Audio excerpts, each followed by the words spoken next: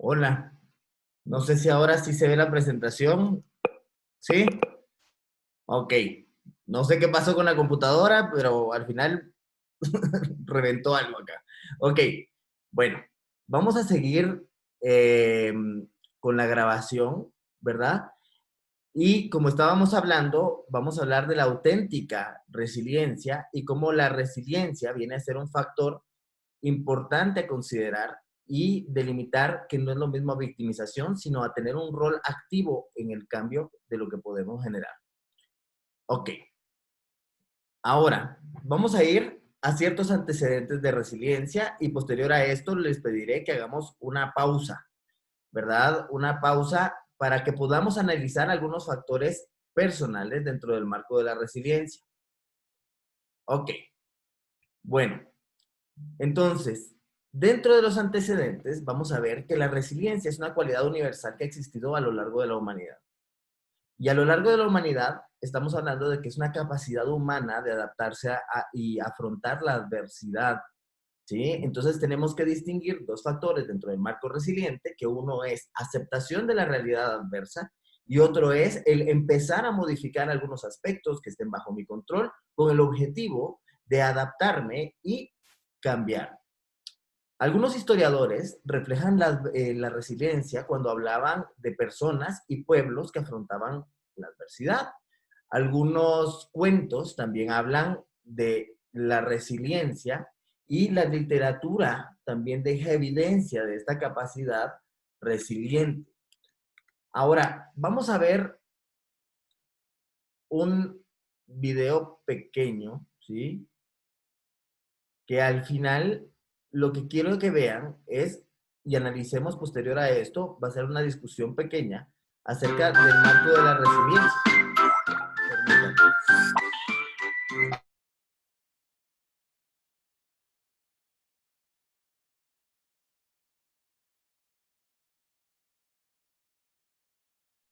¿Logran ver el video? O sea, ¿logra verse ahora la nueva imagen? Ok. Bueno, vamos a recordar un poquito de nuestra infancia y vamos a hablar un poquito del patito feo. Ok. Bueno, vamos a dejar unos 5 minutos solo para discutir. Esta historia es como una versión distinta de la historia del patito feo, ¿verdad? Hay ciertos aspectos que quisiera que destacáramos acá, dentro del marco de la resiliencia, ¿sí? Número uno, la crianza, ¿sí? Y por ello es que me gustó esta historia, porque al final desarrolla un factor de crianza que me gustaría que discutiéramos un poquito. ¿Cómo fue la crianza de esta patita? ¿Cómo fue mamá en un momento?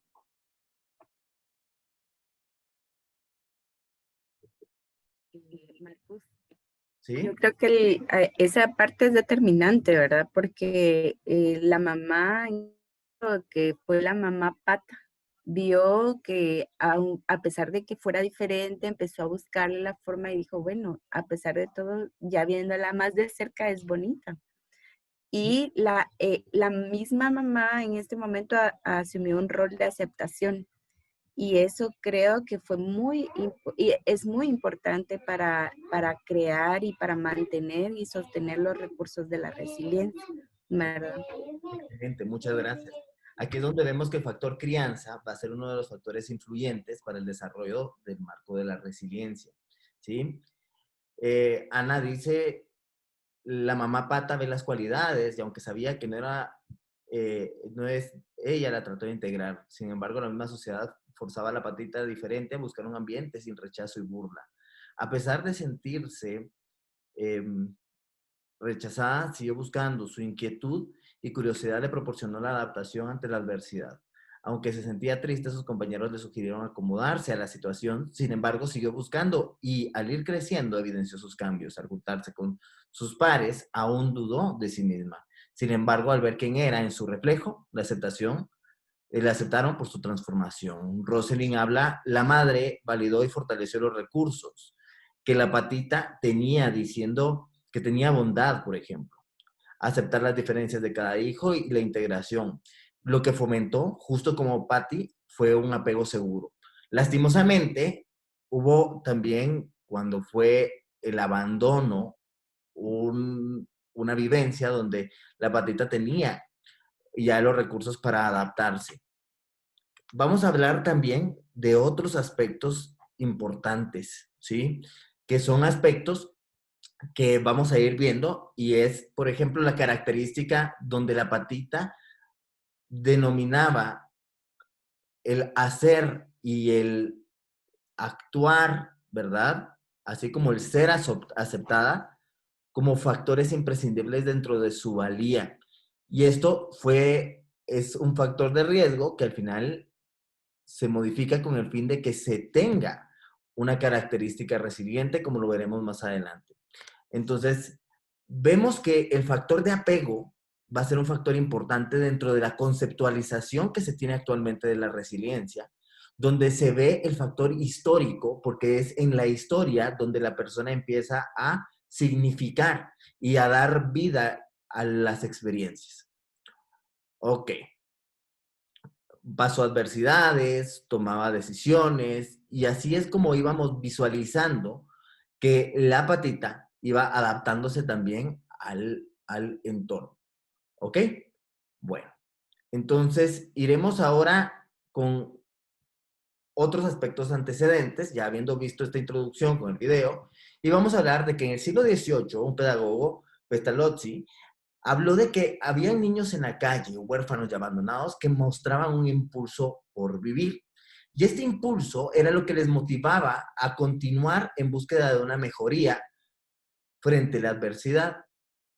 Dentro de los antecedentes también vemos a Totearenco, quienes indicaron que los indios navajos denominaban mandala aquella fuerza interna que tenían las personas cuando tenían que sobreponerse a alguna enfermedad y esto les permitía resistir. Y es por ello que Walling y Walling utilizan el término mandala de resiliencia en vez de resiliencia con el fin de describir esta fuerza interna. Ahora, dentro de las conceptualizaciones dependeremos de cómo sea la visión de los autores y los teóricos, pero podríamos llegar a ver algunos aspectos en común. Por ejemplo, la capacidad de introspección, en donde yo como persona puedo detenerme y visualizar aquellas acciones.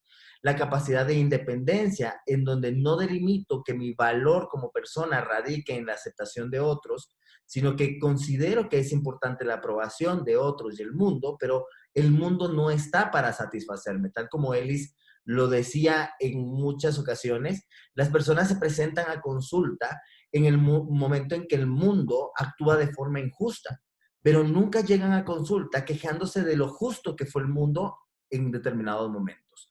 Al final, el mundo viene con lo bueno y lo malo.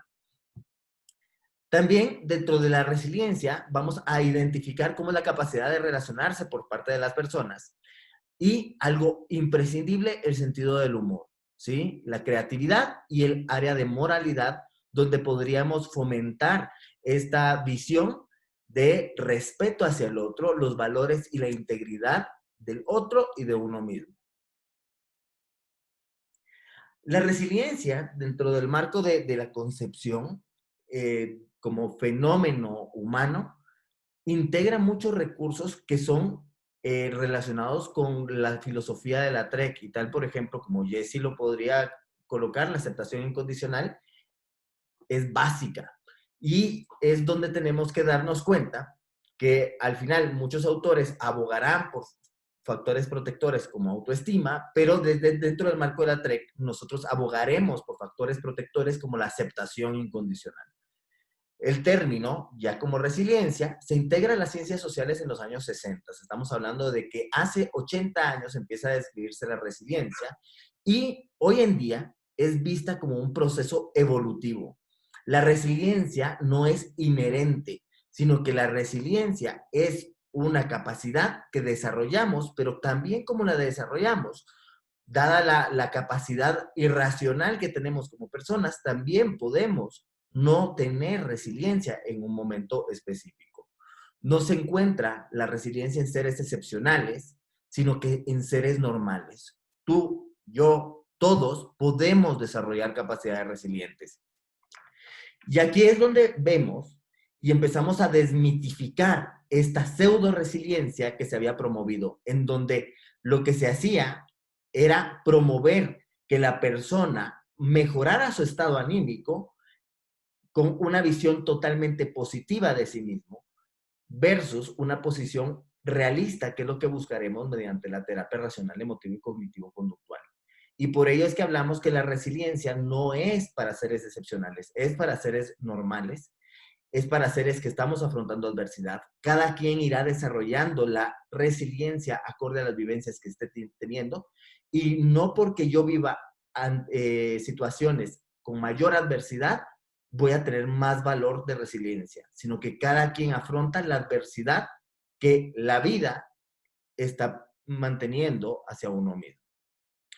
En este punto, Ana pregunta, tengo una duda, ¿a qué se refiere a seres excepcionales? Ok, entre esta frase, ¿verdad? Cuando hablamos de seres excepcionales y seres normales, que al final es lo que enmarca dentro de un artículo, es que se ha dado un tinte muy positivo a la resiliencia, en donde se destaca que las capacidades resilientes te hacen un super ser, ¿sí? Porque has logrado afrontar esa adversidad, entonces eres una persona súper poderosa. Y esto lo podemos ver en distintas formaciones, donde, por ejemplo, vemos a distintos grupos comunitarios en condición de vulnerabilidad o grupos clínicos en condición de vulnerabilidad, y donde los terapeutas han fungido un rol de entrenadores que al final lo que dicen es, tú eres más poderoso por haber vivido esto. Y al final ahí hay un error, porque el haber vivido la adversidad no aumenta la valía de una persona, sino que lo que aumenta es la capacidad de los recursos que desarrolló. Pero eso no quiere decir que mis recursos, por haberlos desarrollado por una adversidad muy fuerte que viví, sean más valiosos que los recursos de la otra persona. Son historias distintas, y ahí es donde tenemos que respetar los antecedentes humanistas, donde cada quien va a ir afrontando los problemas acorde a sus recursos. Y cuando hablamos de seres normales, entre comillas, vamos a hablar de la normativa, ¿verdad? Y que al final todos caemos en esa normativa de ser seres que respiramos, afrontamos problemas, etcétera. Así como se hablaba antes de estos aspectos, y que sí resulta preocupante cuando se ve en algunos lugares en donde se dan intervenciones donde dite todos los días que tú eres la persona más valiosa que existe en el mundo. No, dite que eres valioso porque existes. Es fomentar más una intervención realista que positivista. Todo fue una práctica en cuanto a la resiliencia, dice. Ok. En 1980 es Emily Werner quien introduce el término resiliencia a las ciencias psicológicas, ¿sí? Y es muy importante que desde la concepción original de la resiliencia vamos a hablar de que la resiliencia no es permanente, no se queda detenida, ¿sí? Ni es de una base temperamental, no es que yo ya traiga las características innatas de ser resiliente.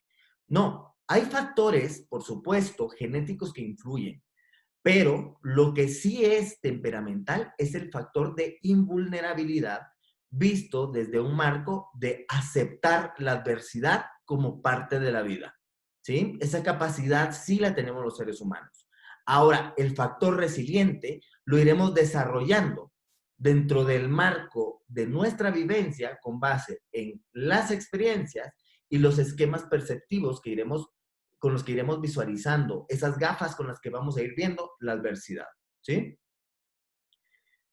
En este punto, un factor que simboliza la resiliencia es la flor de loto, ¿sí?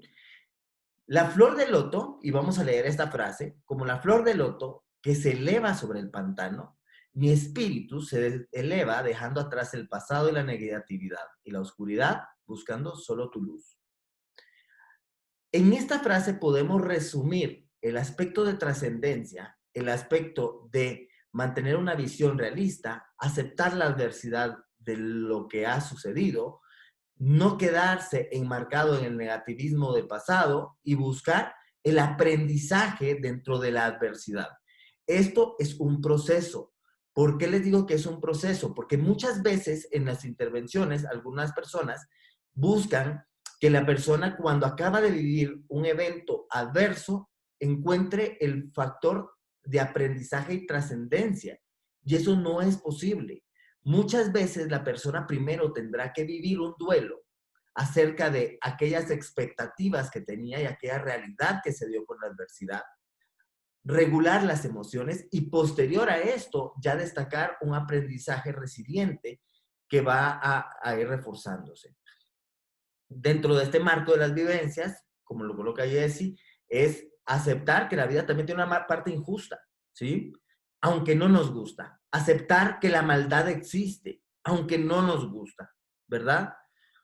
Entonces, en este punto es importante ver esto y me gusta cómo lo coloca también Omar. Considerar ser demasiado positivista resulta contraproducente para desarrollar nuestra resiliencia. Sí. ¿Por qué? Porque no permite tener una perspectiva real y aceptar la realidad de la adversidad, ¿verdad? Entonces, en este punto, cuando afrontamos adversidad, lo primero es aceptar la realidad tal cual viene, con lo bueno y lo malo, lo feo y lo bonito, ¿verdad? Y eso es algo que vamos a buscar dentro del marco de la intervención. Aquí les coloco el símbolo de la resiliencia, que es la flor de loto. Una flor que es capaz de desarrollarse en los jardines más bonitos, donde haya mantos acuíferos, etcétera, así como en los ríos y pantanos. Entonces, la flor de loto es el símbolo de la resiliencia y por ello es que ustedes visualizan que la flor de loto acompaña muchas veces a algunos centros de psicología, psicoterapia, etc. Vamos acá a hablar de una frase, ¿sí? Y es algo muy importante que tenemos que ver, ¿ok? La resiliencia no consiste en resignarnos, sino en fomentar una auténtica aceptación incondicional. La resignación es verme como un agente pasivo dentro de todo lo que está sucediendo. Y eso no es lo que vamos a buscar dentro del marco de la conceptualización y visualización de resiliencia, sino es aceptar la adversidad con lo que conlleva, pero también visualizar cuáles son aquellos recursos que puedo integrar con el fin de cambiar esta realidad. ¿Ok? En este punto, vemos algunas consideraciones de la resiliencia. Uno, y algo que tenemos que tener claro como terapeutas, es que la población que tiene capacidades resilientes es una población clínicamente invisible. Un ejemplo de esto va a ser la terapia cognitivo-conductual focalizada en trauma. La población clínicamente resiliente es invisible en la clínica porque ha tenido los recursos para afrontar adversidad. Entonces no se va a presentar a una queja de atención clínica. Y dentro de este marco, quienes han conocido de cerca la terapia cognitivo-conductual focalizada en trauma, una de las condiciones para poder trabajar es visualizar que el cliente, si ya desarrolló características resilientes, ya no es un sujeto de atención clínica. ¿Por qué? Porque ya tiene los recursos para afrontar la adversidad y adaptarse. Y aquí quiero que nos tomemos un tiempo y vamos a hacer un ejercicio. No sé si antes de hacer el ejercicio hay alguna duda que pudieran escribir en el chat. Ana, bueno, solo añadiendo al tema de excepción, es ser excepcional y ser dentro del marco de lo que se conceptualizaba normativo, me surgió la duda porque al trabajar con personas con discapacidad y afrontar la adversidad, una persona con autismo trata de regularse mediante una compensación sensorial. Ok. En este punto, eh, esto es lo esperable en esos casos, ¿verdad? Es totalmente esperable. Ok. En esta diapositiva, lo que se significan las siglas, terapia cognitivo-conductual focalizada en trauma, que es el modelo terapéutico para trabajar trauma con evidencia científica. Ok. Trauma, entiéndase, trauma, una vivencia, por ejemplo, como un terremoto, una erupción en un volcán, abuso sexual, etcétera. Terapia cognitivo-conductual focalizada en trauma ha demostrado ser el modelo que tiene el respaldo científico. Ok, vamos a analizar en estos momentos nuestra historia de vida, ¿sí? Y vamos a hablar con nosotros mismos acerca de una situación adversa, ¿sí? Quiero que se pongan a pensar en una situación adversa que vivieron en el pasado, puede ser una situación adversa en la infancia, ¿sí? Y la idea sería que viéramos de qué forma significamos esa experiencia. Por ejemplo, se me viene en mente, por ejemplo, si yo viví un abandono de un padre, en el momento lo signifiqué como abandono y que es terrible que un padre te deje. Hoy en día podría yo decir, bueno, lo significo como que es una posibilidad, los humanos a veces están, a veces no están. Me hubiera encantado que estuviera, pero no estuvo. Entonces, ¿cómo podríamos significar esa experiencia adversa? ¿Qué emociones acompañaron a esa experiencia adversa? ¿Y cuáles fueron las estrategias con las que afrontaste esa experiencia adversa? Puede ser un fallecimiento, ¿sí? Puede ser, por ejemplo, un accidente, como lo coloca Clara. O sea, la idea aquí es adversidad, ¿sí? Y con la adversidad, lo común es que yo experimente emociones negativas, ya sean perturbadoras cuando hay creencias irracionales detrás o emociones saludables cuando hay creencias racionales y por ende características resilientes de la mano. Ok. Ahora, analizando esto,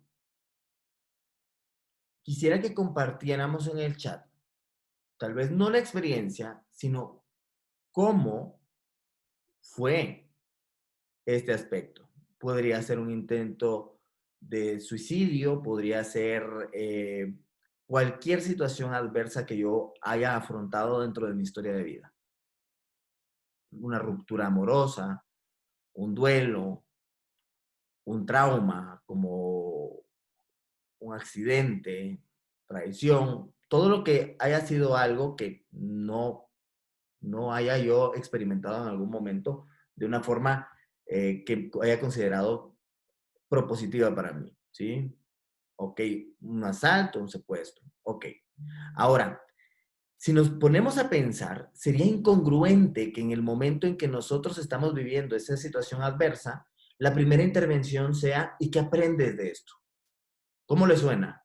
Es como un cortocircuito, ¿no? O sea, ¿qué voy a aprender de esto? O sea, lo estoy viviendo en esos primeros momentos donde está la vivencia. Pero conforme ya nosotros vamos integrando los recursos de aceptación, modificación del esquema de creencias relacionado con esto, integrando conductas que me permiten afrontar el problema, integrando una red de apoyo, etcétera, ahí sí va a ser capaz el sujeto de ver un aprendizaje trascendente tras la adversidad. ¿Ok? Bueno, habiendo analizado esto, me gustaría que colocaran si alguna persona obtuvo un aprendizaje de la adversidad, si lo pudiera colocar. Por ejemplo, yo les digo, dentro del marco de adversidades, que por ejemplo, yo viví, y si me recuerdo en la infancia, uno de los aspectos que yo aprendí es estar ahí para otras personas y cuando te necesiten apoyar, ¿verdad? ¿Sí? Entonces, ese es un aprendizaje que yo podría extraer de una situación adversa que, les digo, a mí me hubiese gustado no vivirla, pero hoy en día forma parte de mi repertorio de experiencias y parte también de las creencias que hoy en día tengo, ¿verdad? Por ejemplo, Elvira nos comparte el perdonar, ¿verdad? Pero no seguir en ese lugar, ¿ok? Acepto y que tú actuaste de esa forma, pero también tomo la decisión de retirarme. Wendy me hace fuerte y valiente el aspecto de visualizar estos aspectos. Y aquí yo diría, Wendy, lo vamos a enmarcar, enmarcando el trek, es, no, o sea, no es que tú te vuelvas más fuerte y valiente, tú eres tú, pero tus características de acción se han fortalecido, ¿verdad? brindar apoyo, me ayudó a conocerme mejor y a cuestionarme qué me hizo sentir de esa manera y bueno, y ahí qué creencias estaban implicadas. María Lamajo, fortaleza y valentía. Sí, viví una enfermedad, aprendí que la actitud de diferencia, ¿verdad? Me di cuenta de las... Y aquí, María, yo te diría, más que valiente, o sea, por el enfoque Trek, vamos a decir, me di cuenta de las características de valentía que tengo, ¿sí? Porque al final los seres humanos somos seres humanos y en Trek vamos a omitir etiquetas. No me define lo que me sucede, dice Jessie, Karen, poder esperar, ¿verdad? Nada a cambio, no importando si no soy retribuida. Aprendí a darme cuenta acerca de la independencia. Silvia añade, lo que sucede no me determina. Aprender a ser más responsable, ser, tal vez adquirir características de fortaleza y sensibilidad, ser capaz de acción en cuanto a acciones, etcétera, etcétera, etcétera. Entonces vamos a aceptación. Entonces aquí vamos a ver, por ejemplo, vemos aspectos donde ayudan a sobrellevar y afrontar la adversidad. Algo que tenemos que tener claro es que no vamos a decir qué bueno que me pasó esto adverso, porque al final algo adverso, desde la característica adversa, no podemos decir qué bonito que me sucedió. Así como, ay, no, qué lindo el COVID, ¿no? El COVID no es lindo, ¿sí? El COVID no tiene ninguna característica bonita. Ahora, a través de las experiencias, yo he logrado significarlo diferente y tener mayor contacto con personas que quiero, excelente. Pero no es el COVID bonito, sino que tú, por características resilientes, has logrado abstraer algo de esta situación adversa. ¿Ok? Entonces, aprender a vivir en el presente, coloca Cristina, y es importante que veamos cómo es realmente la resiliencia. Ok, pasando a ver estos aspectos, ¿verdad? Solo voy a colocar aquí a Luisa que colocó una reconstrucción mía y confiar en mí, ¿verdad? Exacto. Las adversidades a veces son puntos de oportunidad, ¿sí? Son puntos de oportunidad media vez los recursos estén presentes y la adversidad no sobrepase la capacidad de recursos que yo tengo desarrollado, ¿verdad? Y para eso existe el proceso psicoterapéutico, ¿no? Porque al final ahí es donde yo voy recibiendo un acompañamiento en la integración de recursos, etc. Cyrulink habla, una desgracia nunca es maravillosa. Es un fango helado, un barro negro, una escara dolorosa que nos obliga a escoger si someternos o sobreponernos. La resiliencia define el resorte de los que, habiendo recibido un golpe, lo han podido sobrepasar. El oxímoron, que al final es una definición que ahorita voy a extender, describe el mundo íntimo de esos vencedores heridos. El oxímoron es un juego de palabras que es la palabra opuesta, ¿no? O sea, que es dentro de la adversidad voy a sobreponerme, ¿verdad? Como decir, eh, es de día o es la medianoche. Son palabras opuestas y es ahí donde vemos que la resiliencia es la capacidad opuesta de someterse, es sobreponernos a la adversidad. Y aquí quiero que veamos una frase de Darwin dentro del marco evolutivo. No son los más fuertes de la especie los que sobreviven, ni los más inteligentes, sino que sobreviven los seres más flexibles y adaptables a los cambios. Les pido que analicemos esta frase, ¿sí? Vamos a ver, ¿qué piensan de esta frase? Yo podría ser una persona altamente inteligente y decir, por ejemplo, bueno, la terapia cognitivo-conductual es la única terapia basada en evidencia. Pero resulta que hay nuevos estudios que demuestran, por ejemplo, que viene una nueva terapia y que demuestra efectividad. Y yo digo, no, es que esto no, ¿ok? Ahí no estoy evolucionando, ahí no estoy adaptándome, ni estoy respondiendo a las necesidades de. Y es por ello que ustedes ven que hay muchos cambios, inclusive en los modelos terapéuticos, porque están respondiendo a las necesidades contextuales y a las necesidades históricas que se están dando. ¿Ok? Bueno, antes de pasar a la siguiente diapositiva, voy a responder una duda aquí que dice, bueno, si es correcto desde la TREC la expresión resignificar la experiencia. Como expresión, está bien, no es un concepto de la terapia, porque es más que nada un concepto de la psicoterapia gestal, pero aquí hablamos que, por ejemplo, para resignificar la experiencia necesitamos modificar los esquemas cognitivos que está teniendo la persona, ¿verdad? Ok. Y bueno, Ana nos comparte la historia también de resiliencia, en donde vio la adversidad de mentira, etcétera, y al final ha tenido ciertas consecuencias con las cuales ha ido afrontando, ¿verdad? Ok. Marta habla como lo hizo Víctor Frankl. Es interesante cómo lo hizo Víctor Frankl, y aquí les voy a colocar algo interesante también.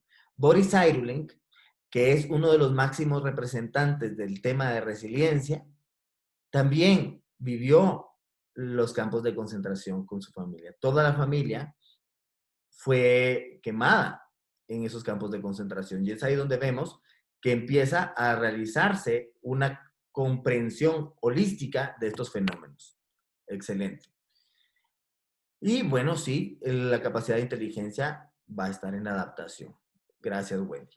Bueno, vamos a adentrarnos ahorita a los conceptos de la resiliencia. Vamos a hablar de dos generaciones de resiliencia en cuanto a estudios. Una previo a los años 90, que es la primera generación, y la segunda, que es a partir de los años 90, donde vemos la segunda generación. Ahora, algo acá importante es que no es que ninguna de estas generaciones esté descontextualizada o desactualizada, sino que son concepciones distintas. Para comprender la resiliencia podemos llevar dos vertientes. Número uno, a enfatizar en las cualidades del individuo para superar la adversidad, cómo el individuo con su autoestima y autonomía puede superar esa adversidad. Y ahí es muy importante no caer en ese positivismo. Y aquí es donde vemos que ellos desarrollan un modelo triádico de resiliencia, donde van a ver que existen características genéticas y temperamentales que tiene el individuo, que algunas de ellas van a ser activadas por este ambiente favorable, pero también va a existir una fortaleza intrapsíquica personal y las habilidades que ha aprendido y que se orientan a la resolución y a la acción. Si se dan cuenta, en este modelo triádico se resume todo lo que hemos venido hablando, que hay características que tenemos innatas, hay características relacionadas con el ambiente y hay fortalezas intrapsíquicas ligadas a estos aspectos. ¿Ok? Bueno, vamos ahora con esto. Ahora, la primera generación enfatiza en esas condiciones o características que promueven el desarrollo de características resilientes por parte del individuo. Esto es una concepción en donde yo, persona, voy a desarrollar estas características basándome en aquellos antecedentes, basándome en el desarrollo ambiental, etcétera, para desarrollar las características resilientes. Dentro de este marco vemos el foco de la introspección, la independencia en el poder fijar límites con otras personas, poner tareas cada vez más exigentes para mi persona y dejar retos personales, y el aspecto de moralidad, que esto es dentro de la concepción algunos de los pilares que vamos a desarrollar como resilientes desde la concepción de la primera generación. Es la competencia social, la capacidad de resolucionar conflictos y la autonomía con un sentido y propósito de futuro de base. ¿Sí? Esta es la primera generación de resiliencia. Ahora, vamos con este punto. En el punto de la segunda generación, lo que vamos a ver es que hay una dinámica y se va a focalizar más que en las características personales o en la influencia del ambiente, en la interacción yo-ambiente, en donde se va a promover una adaptación positiva gracias a la resiliencia. La resiliencia, desde el marco de la segunda generación, es enfatizada como un marco de proceso, promoción y un contexto social en el cual se desarrollan dichas habilidades. Esta concepción de la resiliencia inicia a mediados de los 90 y se centra en una pregunta específica. Y la pregunta es, ¿cuáles son los procesos asociados a una adaptación positiva, dado que la persona ha vivido condiciones de adversidad? ¿Cuáles son esos procesos que conllevan a que la persona desarrolle algunas características positivas inmerso dentro de una adversidad? Y es donde desde el año 2000 ha considerado que la resiliencia ya no es un factor estático e inherente, sino es dinámico, que se interrelaciona con influencias ambientales y con aquellas características propias del individuo, en donde están interactuando, ¿verdad? En continua relación, y ahí es donde vemos el factor y concepción ecológico de la resiliencia. Aquí está el modelo ecológico de Bronfenbrenner, y aquí es donde vemos algunos aspectos relacionados con todo el aspecto dentro del marco del desarrollo de la resiliencia, donde vemos elementos como la participación comunitaria, la nutrición, redes de apoyo, en niños en la promoción del juego, la participación parental dentro del estilo de crianza. Vamos a ver también el marco del apoyo afectivo, y dentro de este marco del apoyo afectivo es la presencia de otros significantes, el nivel ontogénico, el nivel propio, ya yendo al área de políticas, ver cómo es la abogacía y el marco de políticas dentro del individuo. Y bueno, dentro del nivel ontogénico, la autoestima, aunque para el marco de la TREC no utilizaremos autoestima, sino utilizaremos la autoaceptación, el fomentar la autonomía, la creatividad y el humor, que son características propias del individuo. Ok. Más adelante vamos a visualizar algunos factores influyentes. No quiero que olvidemos que la crianza sí es significativa dentro de este marco, y no quiere decir que quien se desarrolló con un nivel de, pues se desarrolló bajo una crianza, un estilo de apego inseguro, no va a tener la posibilidad de desarrollar características resilientes. No es así, porque al final puede adquirir recursos que le permitan afrontar la adversidad y adaptarse.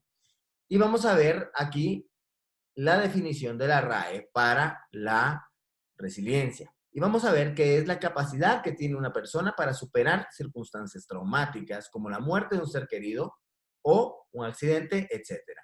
Aunque la RAE no es una definición significativa dentro del marco psicoterapéutico, es una definición a la cual puede acceder cualquier otra persona, y dicha definición también enmarca lo que psicológicamente se plantea como resiliencia. Citando a Lutar y Siketty, vemos que la resiliencia es un proceso que permite a una persona desarrollarse con, entre comillas, normalidad y en armonía con su medio.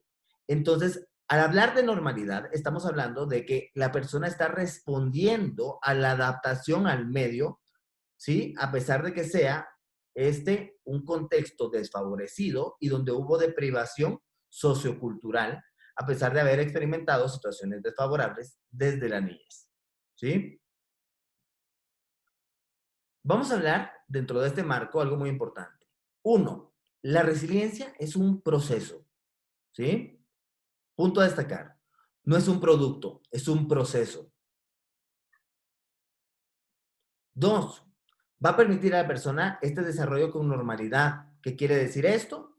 A la persona le va a permitir adaptarse a las dificultades dentro de su marco y contexto. No es, bueno, es que es normal, no, sino que dentro del marco estadístico está respondiendo a lo esperado socialmente. Va a vivir en armonía. ¿Qué quiere decir?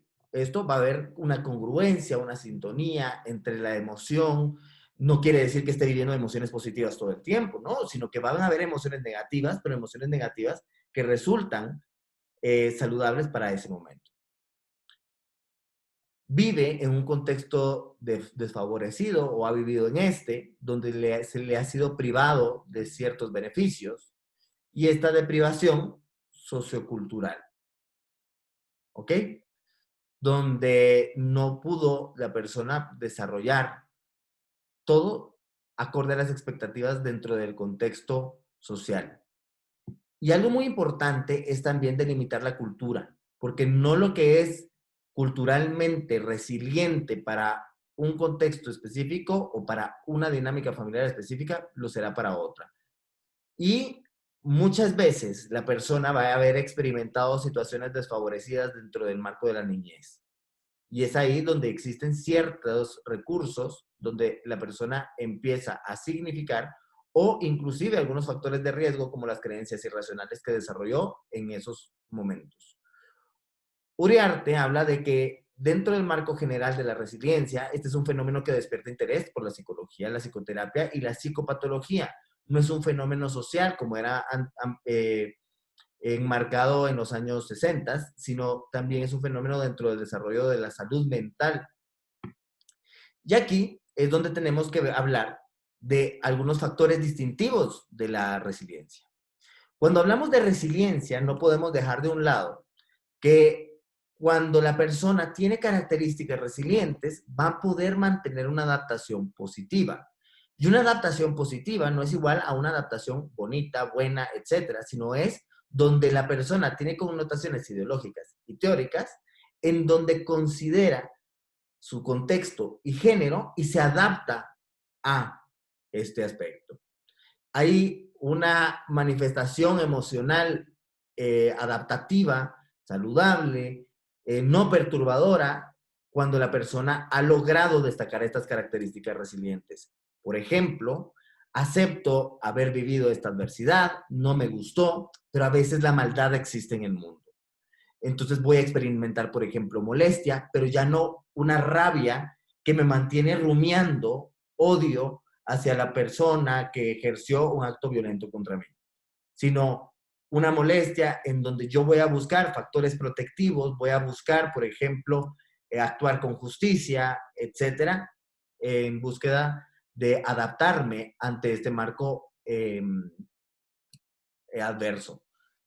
Y algo muy importante es lo que antes llamábamos los factores protectores y hoy en día ya el término factor protector se deja de utilizar para hablar de mecanismos protectores. ¿Por qué? Porque el factor protector hacía alusión a las características del individuo, pero ahora vemos que estas características responden dentro de un contexto.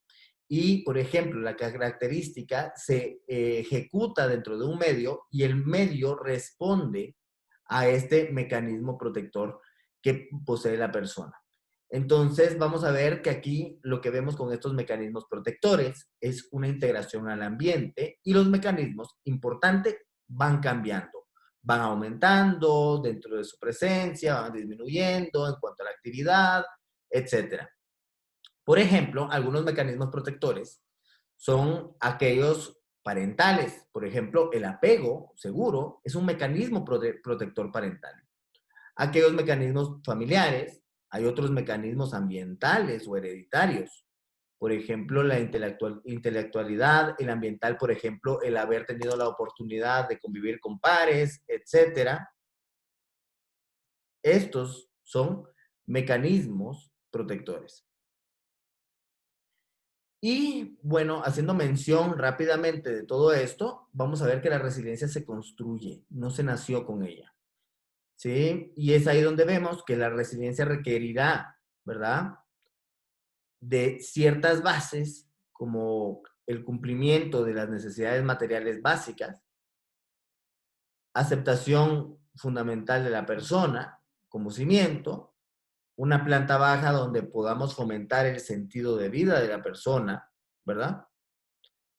Y en el primer piso, o sea, lo primero, aquí se habla dentro de este marco de la construcción que realizó Van Istendel, es la autoestima y aptitudes de humor, así como competencias. En TREC lo veremos como la aceptación, la autoaceptación, la aceptación incondicional de la vida y de los otros, dentro de ese marco de aptitudes. Y el techo, ¿verdad? Va a ser las experiencias que se van a descubrir con estos recursos que ya voy integrando dentro del marco de la resiliencia. Ok, bueno, habiendo dicho todo esto, todo lo anterior, ahora vamos a hablar de cómo desarrollamos algunos esquemas cognitivos dentro del marco de la comprensión de aquellas características y cogniciones que van a llevar a una presencia resiliente de este marco. Primero, los seres humanos tenemos experiencias tempranas, ¿sí? Tenemos vivencias en la niñez, en donde nosotros vamos a ir visualizando mediante mapas operativos internos, como los llamaba Bowlby, o los esquemas cognitivos dentro del marco de la terapia cognitiva, cómo es el entorno, cómo es papá, cómo es mamá, cómo son los amigos, y cómo voy a ir desarrollando estas experiencias tempranas y cómo voy a ir generando pensamientos de cómo interpretar estos aspectos tempranos. Asimismo, van a haber factores biológicos, porque dentro del marco de las vivencias hay algunas que no me van a hacer sentido, pero eso tiene que ver más que nada con el área temperamental personal. Estos dos me van a permitir generar esquemas cognitivos. Ayer lo hablaba con un grupo de entrenamiento y los esquemas cognitivos no es que los desarrolle automáticamente, sino que es la forma en que el cerebro humano logra significar la experiencia y almacenarla y transmitirla. Luego, vamos a ver que hay una asociación de la vivencia con el esquema, en donde el esquema de pensamiento se ve reforzado por la vivencia, y esto va a conllevar a consecuencias emocionales a través del esquema de pensamiento. Voy a hacer un ejemplo. Por ejemplo, yo les diría, bueno, un niño que viene y que papá y mamá lo criaron privado de la exploración porque tenían temor a que el niño se contaminara, se golpeara, etc. Entonces, esa experiencia temprana, y supongamos que el niño ya tenía un factor biológico al cual le era sintónico, conllevó a la generación de un esquema cognitivo. Un esquema como el mundo es inseguro y yo debo de estar seguro en el mundo. Entonces, acá, cualquier vivencia, por ejemplo, una vivencia que conlleve la connotación inseguridad, va a activar el esquema de tengo que estar seguro en el mundo, ¿sí? Por ejemplo, un freno de un carro, que no tiene un significado de inseguridad tal cual, ¿verdad? Pero lo asoció durante su proceso de aprendizaje a lo largo de la vida. Entonces, el freno del carro conlleva a que el niño, por ejemplo, ya este futuro adulto, ¿no? Este adulto dice, cuando freno el carro, activo el esquema que dice, tengo que estar seguro, porque este freno está representando la inseguridad del mundo. Y es ahí donde activa consecuencias emocionales, como la ansiedad, y conductuales, por ejemplo, como ahorillarse, etcétera. Todo esto se da con base en los esquemas que el cliente ha aprendido y como con base en esos esquemas, cómo los asocia con las experiencias, y esto es puro conductismo, puro conductismo. Ahora, el ciclo resiliente va a delimitarse gracias a lo siguiente. Las personas vivimos situaciones adversas. Si en esas situaciones adversas yo logro generar creencias racionales, pensamientos flexibles, lograré obtener emociones no perturbadoras y conductas que responden al contexto y se van a adaptar. Y es ahí donde vamos a tener una base resiliente, gracias a estos esquemas de pensamiento racionales. Situación adversa, por ejemplo, el freno, una creencia racional, yo quiero estar seguro, pero al final a veces puedo vivir inseguridad en el mundo, una emoción no perturbadora como la preocupación y una conducta que podría ser llegar, buscar un lugar seguro y revisar el vehículo. Entonces aquí quiero que vean que hay un ciclo resiliente en donde se van a estipular distintas vivencias, experiencias, y al final es un fenómeno que es un proceso. Porque dentro del marco conceptual de la TREC, la naturaleza humana, ¿sí?, se orienta a generar creencias irracionales en un primer momento. Pero nosotros como humanos tenemos la capacidad de cambiar esas creencias irracionales por creencias racionales. Y en ese punto, dando una comprensión ya mediante el modelo ABCDF de la resiliencia, va a ser la siguiente. Uno, vamos a vivir adversidades, ¿sí? Y las adversidades van a conllevar a creencias por la interpretación que le damos de adversidad que van a llevarnos a emociones negativas. Y así es, una adversidad no va a ser común que nos lleve a una emoción positiva. Por ejemplo, cuando yo escucho, por ejemplo, algunos podcasts y que dicen, bueno, qué lindo el COVID. Yo digo, bueno, solo pensemos, es lindo tener la amenaza constante de que las personas que tienes cerca pueden enfermar, pueden morir, o puedes enfermar y puedes morir. Es lindo tener la amenaza constante de que el factor económico es incierto porque no hay una realidad en cuanto a saber si abrirán, cerrarán el país.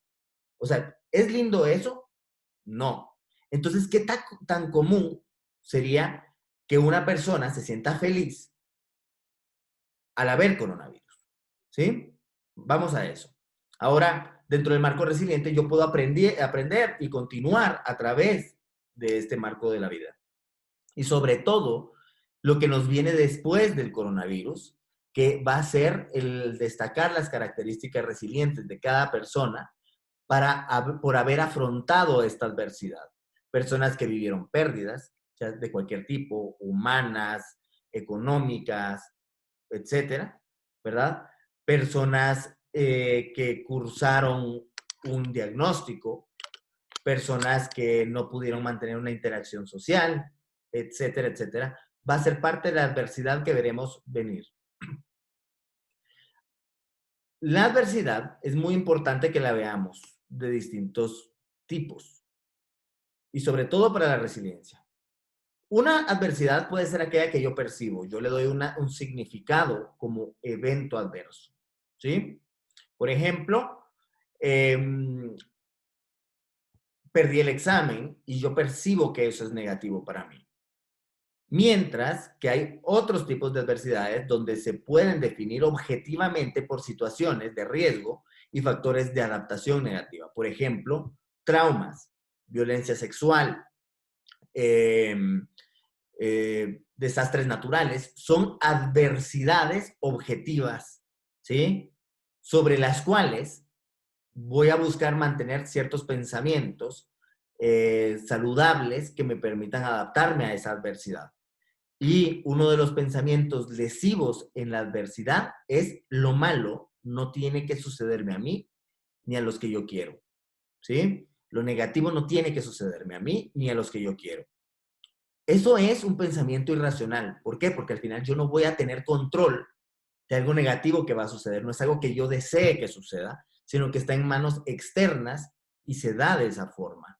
Y es por ello que un pensamiento racional en esos momentos sería, me gustaría que esto no se diera, ¿verdad? Sin embargo, hay personas malas en el mundo, más que personas malas, entre lo vemos como personas con conductas negativas en el mundo. A veces el mundo actúa de forma injusta, etcétera. Entonces, la perspectiva subjetiva va desde una connotación donde yo lo interpreto como adverso, pero en una realidad social, en un consenso social, no es para todos adverso, mientras que una realidad objetiva, adversa, es aquella que por consenso social delimitamos que es adversa. ¿Por qué? Porque pone en riesgo a la persona y los factores adaptativos. Vamos a hablar de esta también adversidad que es creada por situaciones de vida muy estresantes, como mantener, por ejemplo, un desgaste en el trabajo, por ejemplo, el factor económico, etcétera. Entonces, cuando hay situaciones muy estresantes, puede ser que yo infiera esta adversidad. O aquellas adversidades que son creadas por un conjunto de situaciones de riesgo, por ejemplo, la pobreza, la falta de educación, son elementos adversos que se crean por el factor de riesgo que conlleva. La pobreza conlleva factores y situaciones de riesgo, entre otros. Ok. Habiendo tenido, bueno, Lizzie pregunta si hay que diferenciar entre los dos tipos de estrés. Más que nada, el autor cuando habla de estrés en ese marco, habla del estrés no saludable o el distrés, ¿sí? Porque al final está conllevando a un desgaste fisiológico en la persona que va acompañado de emociones perturbadoras como la ansiedad o el enojo. ¿Ok? Bueno, ahora, habiendo visto la adversidad, en la adversidad la persona activa el esquema de creencias y le da una interpretación propia a la adversidad. Generalmente vamos a hablar de 4 tipos de creencias. Uno, la exigencia, donde la persona exige en la adversidad no haberla vivido o exige otros aspectos filosóficos, como por ejemplo, yo debo de protegerme, debo de proteger a los que quiero, etcétera. Y estos esquemas y las exigencias van acompañadas de una o más evaluaciones que son el mensaje de intolerancia a la frustración, que la intolerancia a la frustración es relacionada con el no soporto, ¿sí? Por ejemplo, pongamos una situación adversa, para este ejemplo, una situación adversa podría ser, por ejemplo, la erupción que hubo del volcán de fuego, una creencia irracional que se activa en ese momento, por ejemplo, cuando se dio la erupción, que es un evento adverso, yo pierdo mi hogar y pierdo familiares.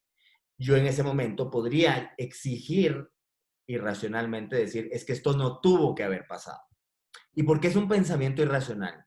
No es porque estemos invalidando que la persona no haya deseado que no se diera, porque nadie desea la adversidad, sino que es irracional porque a veces hay accidentes, hay elementos adversos que suceden en la realidad. Y citando a Epicteto, si nosotros vemos y no aceptamos la realidad de forma objetiva como la vemos, ¿sí? Si yo no acepto, por ejemplo, a la persona tal cual es, yo voy a conllevar a que exista una probabilidad de perturbarme más.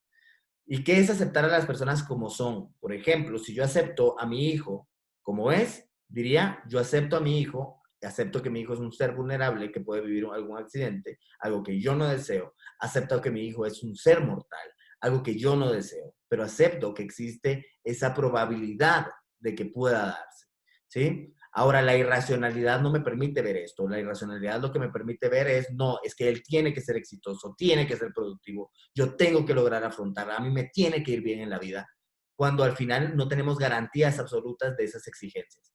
Y esas exigencias acompañadas de pensamientos de intolerancia a la frustración, por ejemplo, el mensaje no soporto, o sea, si eso sucede, yo no lo soporto. Si eso sucede, yo soy una mala persona cuando coloco etiquetas, ya sea para mí o la vida, o cuando mantengo pensamientos catastróficos en donde lo malo se vuelve el 100% malo, se vuelve lo más malo que puede suceder, no para mí, en el mundo, ¿verdad? Esas creencias, cuando se activan, que son creencias no conscientes, son creencias automáticas, de las cuales al darme cuenta yo sí tendré la responsabilidad de elegir modificarlas o no, cuando las modifico a creencias racionales es cuando empiezo a destacar también características resilientes. Pero las consecuencias de una creencia irracional van a ser perturbadoras. Emociones como la depresión, emociones como la ansiedad, el enojo, la rabia, la vergüenza, versus si esas creencias que mantengo son creencias flexibles, adaptativas, que responden a una evidencia, etcétera, van a llevar a emociones como la tristeza, como la molestia, como la preocupación, emociones más saludables y adaptativas, y esto destaca características resilientes, aceptando y afrontando la adversidad. Va a haber también un acompañamiento de conductas, una fisiología que acompaña la emoción y algunos pensamientos que derivan dentro de ese marco. Por ejemplo, dentro del marco de la erupción, yo lo que pude haber experimentado era ira con el mundo, ¿sí? Pero cuando yo flexibilizo y digo, bueno, me hubiese encantado que eso no sucediera, pero a veces el mundo trae cosas malas, voy a activar molestia como emoción, conductualmente me voy a activar, mientras que con la ira lo que voy a hacer es destruir, fisiológicamente no voy a tener un desgaste como con la ira, y poscognitivamente, por ejemplo, la ira llevaría a un pensamiento como el mundo es inseguro, la vida es mala, generalizaciones o personalización, como todo lo malo me sucede a mí, mientras que un pensamiento racional llevaría a veces cosas malas me han sucedido, a veces el mundo es malo, aunque no me guste que así sea, etcétera, etcétera, ¿verdad? En cuanto a consecuencias fisiológicas, ¿se refiere a enfermedades? No, las enfermedades no se ven dentro del marco fisiológico, sino que la fisiología habla de cómo el cuerpo responde a la experimentación emocional. ¿Ok? Cuando hay creencias irracionales, en la intervención lo que buscamos es debatir esas creencias con evidencia, con el fin de lograr estructurar hasta llegar a esos pensamientos flexibles, racionales, lógicos, basados en la realidad, que permiten la experimentación de un cambio funcional, emociones saludables y que no perturban al individuo. Ok. Habiendo visto esto, lo que quisiera enfatizar dentro del marco de la resiliencia es que la resiliencia va a requerir de pensamientos racionales dentro del marco de la vivencia de la adversidad. Adversidad como, por ejemplo, hablábamos de duelo. Una creencia irracional diría, no, papá no, nunca tuvo que haber muerto. Es terrible que eso haya sucedido. Un pensamiento irracional iría de esa forma. Un pensamiento racional iría como, me hubiese encantado que papá no muriera y que hubiese sido eterno, aunque es ilógico pensarlo así. Papá era un ser mortal, en algún momento iba a fallecer. Yo no quería que sucediera, ¿sí?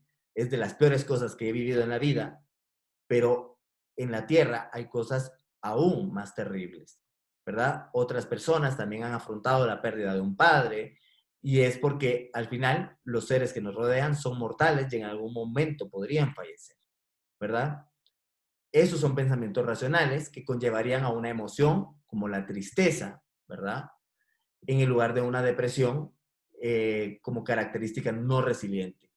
La resiliencia va a ir acompañada de emociones sanas, ¿sí? Emociones que me van a permitir resolver, emociones que no me van a estancar, emociones que me van a permitir aceptar lo malo que también viene en la vida, emociones que me van a permitir actuar con lo que yo puedo cambiar en medio de esa adversidad. Ok, vamos a dejar un espacio para ver si hay dudas y luego ya les explico, ya más que nada un aspecto logístico de el diploma, etcétera. ¿Ok? ¿Alguien quisiera agregar? ¿Alguien tiene alguna duda de lo que vimos el día de hoy?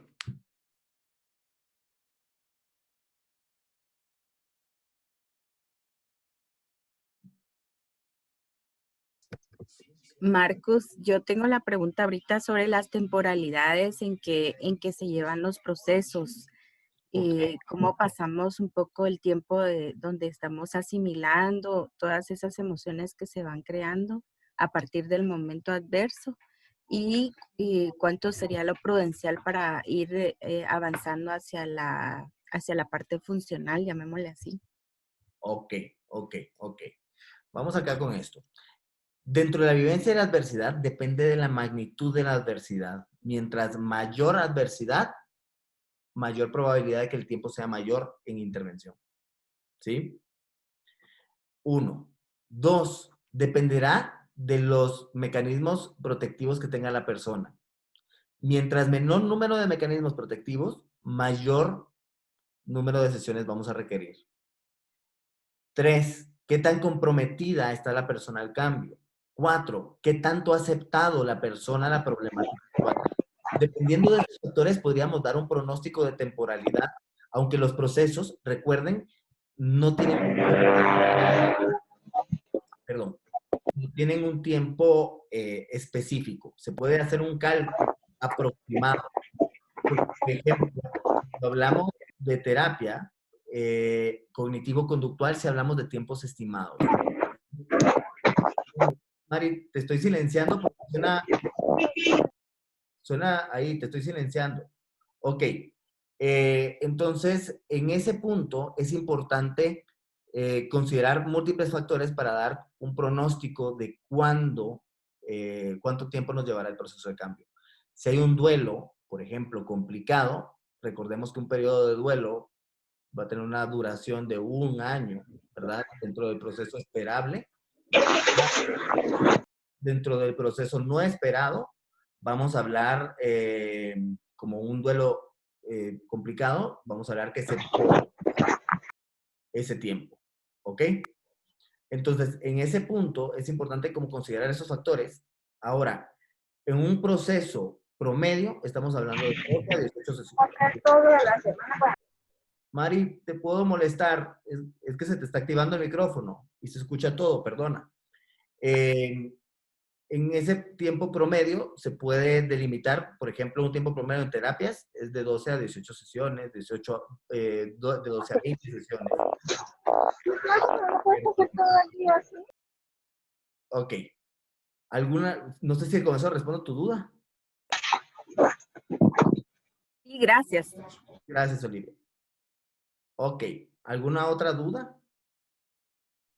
Marcus, yo tengo una duda con referencia a los recursos. Cuando tú mencionas, dependiendo de los recursos que cuente la persona, supongamos, para irse adaptando, ¿como qué recursos más o menos te refieres? ¿Como recursos de apoyo psicológico o grupos de apoyo?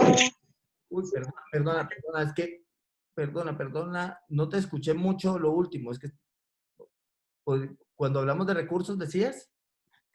Sí, si nos referimos a si contamos con apoyo psicológico, grupos de apoyo aparte de esto, o los recursos, más solo para tener una idea más clara. Exacto, sí, cuando hablamos de recursos estamos hablando de los recursos Más o menos, personales, ¿verdad? Recursos personales como fortalezas psicológicas que poseo, ¿verdad? Ahora, mecanismos protectivos como qué más, por ejemplo, el estilo de crianza que yo tuve, por ejemplo, si tuve un apego seguro, eso va a ser un pro. Si no lo tuve, eso ya no es un mecanismo protectivo, ¿sí? Entonces, si yo tengo acceso a un servicio de salud mental, si yo tengo las necesidades básicas suplidas, esos son factores que pueden promover una mayor probabilidad de destacar estas características resilientes. ok, muchas gracias. Si en caso la persona cuenta con recursos, digamos, limitados, ¿verdad? Por cualquier razón, tendríamos que entonces ir apoyando a la persona a crear estos recursos, ¿verdad? Para afrontar y que tenga una resiliencia. Sí, y sobre todo a aceptar, ¿sí? A aceptar que, por favor, el aceptar no lo vayamos a confundir con resignarme. Aceptar que mi realidad está siendo adversa en este momento y verme yo como un agente activo de algo que puedo modificar en esta realidad. Sin embargo, si habláramos de resignación, que es como lo hablan otros modelos que dicen que la aceptación es igual a resignación, que en TREC no se ve así, la resignación sería, bueno, esto es lo que pasa y así es mi vida. Eso no es resiliencia, eso es pseudo resiliencia. Muchas gracias, Marcos. ¿El proceso resiliente se da igual en niños? Sí. Las características resilientes en niños son las mismas. Se adaptan a una realidad dentro del marco adverso, aceptando la realidad y también viendo algunos aspectos que podría cambiar dentro de su realidad, ¿verdad? Y por ello es que la capacidad empática del terapeuta tiene que ser ampliamente desarrollada porque al final se verá un acompañamiento del marco resiliente, ¿verdad? A aceptar esa realidad y aceptar que sí puede cambiar y aceptar que no puede cambiar en este momento. Puede ser que más adelante, con más años, yo pueda modificar algunos aspectos, ¿verdad? Ahora, si vemos algunos aspectos, eh,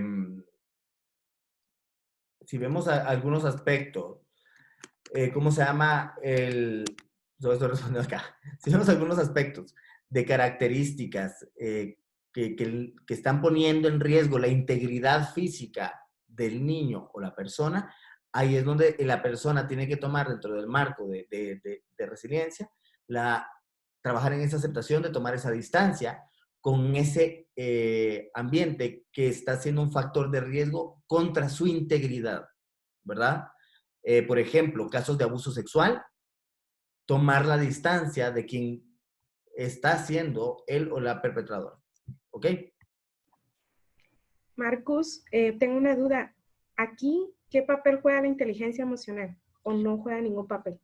Les voy a comentar, la inteligencia emocional dentro del marco de intervención TREC no se toma como un concepto con validez científica, aunque sí conocemos y todos hemos leído de inteligencia emocional y la definición es bastante oportuna dentro del marco de la regulación, no tomamos no, o sea, sí se toma la inteligencia emocional dentro del marco científico, pero la que no se toma son las inteligencias múltiples y los factores de inteligencia emocional que muchas veces han promovido algunos autores que han sido más orientados a bestsellers que a un desarrollo científico del marco de intervención. La inteligencia emocional, al final la podríamos resumir como una conciencia emocional, así como una regulación emocional dentro del marco científico, ¿verdad? Y la idea sería de poder promover el desarrollo de habilidades que me permitan regular emociones que son saludables y estas emociones saludables poder orientarlas a conductas que me permitan afrontar la adversidad que estoy viviendo. María José, ¿tiene alguna duda? Sí, hola. Hola, hola. A ver, cuando hablas del ABCDEF, en la parte, bueno, la adversidad, las ven creencias, tengo la confusión entre la B y la E, que serían las creencias irracionales, y la otra, que creencia racional efectiva. Dentro de la B, entonces, ¿no entrarían las creencias adaptativas también? No, dentro del marco del modelo ABCDEF, en terapia, se ve la B como la BI, no se le coloca como la I, ¿verdad?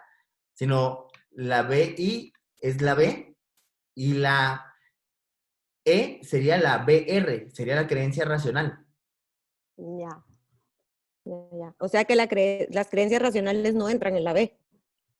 Dentro del marco ABCDF de trabajo terapéutico, no. Ya.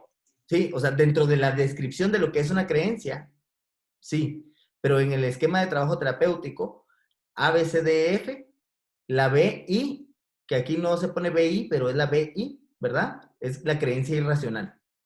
Ahora, la E sería la BR, que es la creencia racional. Ya, perfecto, ahora sí. Ok, gracias. Ampliar un poquito más de la diferencia de resignación y resiliencia. Ok. Bueno, vamos a hacerlo con un ejemplo, ¿sí? Por ejemplo, supongamos que, bueno, donde yo vivo, siempre asaltan. Resignarme es, ok, siempre asaltan y yo no puedo hacer nada. Entonces yo me acostumbro a que me asalten. Ahora, resiliencia, que es orientada a una aceptación, es acepto que el lugar donde yo vivo es inseguro, sin embargo, me veo como un agente que puede generar cambios. Supongamos, un cambio, voy a buscar firma de vecinos para que podamos poner un guardia. Voy a llevarme el teléfono que no uso por si hay un asalto, ese se lleva. O sea, la resignación no activa a la persona, sino que únicamente la delimita como un agente pasivo de esto está sucediendo y me acoplo a. La resiliencia con el marco de aceptación es acepto la adversidad que estoy viviendo, pero también acepto que puedo modificar algunos aspectos o tomar ciertas acciones dentro del marco de aceptar la adversidad. No sé si con eso respondo tu duda, Cindy. Sí, muchísimas gracias. Ok, gracias. Ok, si no hay más dudas, vamos a ir únicamente con avisos generales. Número uno. Disculpa, una pregunta. Sí, Ale. Yo trabajo con personas migrantes y ahorita me surge la inquietud de si se puede como desarrollar una supercapacidad de resiliencia, una sobrecapacidad. Porque, por ejemplo, trabajo mucho con migrante retornado. Entonces, cuando uno da como cierto monitoreo, seguimiento, se entera uno de que volvieron a emprender la ruta migratoria de manera irregular en su búsqueda de llegar a su país de destino, que regularmente suele ser Estados Unidos. Pero cuando uno tiene ciertas entrevistas con ellos y ciertas interacciones, pues dicen, no, esto ha sido una experiencia positiva para mí, he aprendido mucho, pero es como que no me siento vulnerable, sino que esto me motiva a tratar de perseguir a pesar de todo lo que me haya podido pasar en la ruta migratoria que me tocó experimentar. Ok, Entonces, no sé si hay como ese límite que se pueda sobrepasar. aquí habría que ver y habría que delimitar. Por supuesto que van a haber personas que van a desarrollar una capacidad resiliente ante toda la adversidad que han vivido y van a decir, bueno, al final acepto los riesgos y acepto los beneficios que pueden haber y yo lo veo como una oportunidad y la deseo ejecutar de forma libre. Eso respondería a una capacidad resiliente. Ahora, si yo noto que estoy teniendo problemas físicos como manifestaciones somáticas y un positivismo, que esto es lindo, etcétera, ahí estamos hablando de posiblemente una racionalización que va a ser un mecanismo que la persona ha optado con el fin de adaptarse a esta adversidad, pero habría que trabajar con ellos en la aceptación de la realidad. Todo esto dependiendo de si la persona considera que es o no un problema, ¿sí? Si para la persona auténticamente no está siendo un problema, puede ser que dentro de su marco de conceptualización y contexto no sea un problema y dentro del marco empático nosotros vamos a comprender esta información como tal, ¿verdad? Ok, gracias. Gracias a ti. Ok, algo muy importante es poder desarrollar habilidades de solución de problemas para poder avanzar cualquier adversidad. Sí, las habilidades de solución de problemas son interesantes dentro del marco de lo que Disurila plantea. Ahora, en TREC es importante también trabajar el acompañamiento emocional de esa solución de problemas por si la solución no funciona, ¿sí? ¿Qué solución deseas y qué te ha impedido ejecutarla y trabajar el acompañamiento emocional de la solución que considera el consultante? ¿Ok? Bueno, ¿alguna duda adicional? Bueno, solo les informo, con base en el registro de Zoom, ¿sí? Que es el registro que ustedes hicieron, la plataforma tomó asistencia automáticamente. ¿Por qué hicimos esto? Porque al final hay muchas personas que llenan los registros y solicitan los diplomas, pero no se presentan a la formación.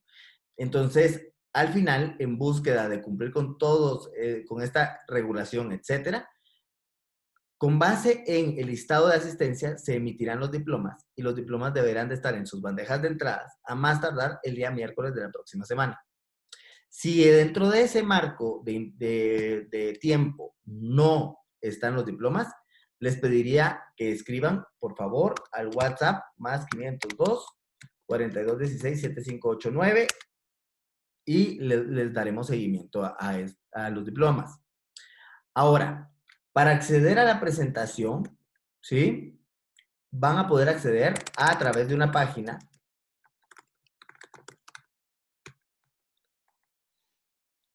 a través de aula.grupocreare.org. El usuario con el que van a acceder es el correo electrónico que ustedes ya registraron. Y la contraseña será Creare 2021 con C mayúscula, ¿sí? Se los coloqué aquí en el chat. Creare 2021 con C mayúscula. ¿Ok? Entonces, les agradezco muchísimo el haber estado acá.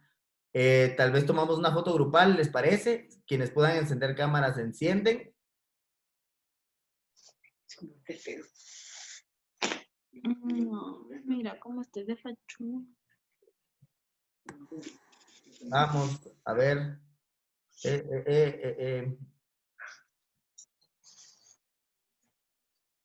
Entonces, la Majo ahí está, desde lejos. Despeinado. Ok, bueno, vamos acá. Voy a ir tomando capturas de pantalla a partir de ahorita. Empiezo.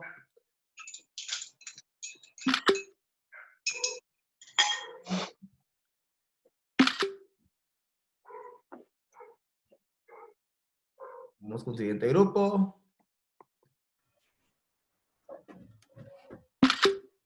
Siguiente grupo.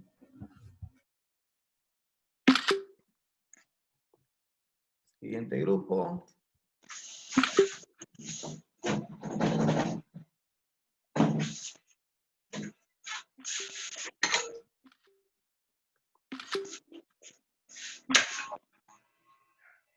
Ok. Algunas personas van a aparecer ahí repetidos. Pero ahí estamos. Les agradezco muchísimo. Qué gusto verlas y verlos nuevamente. Les envío un fuerte abrazo, pasen buen fin de semana y excelente inicio de año para todos. Un abrazo. Gracias. Gracias, igualmente. Gracias, Marcos. Gracias, Gracias. Marcos. Gracias, Liz. Hasta luego. Gracias. Feliz fin de semana. Gracias, Marcos. Gracias, feliz fin de semana a todos. Gracias igual.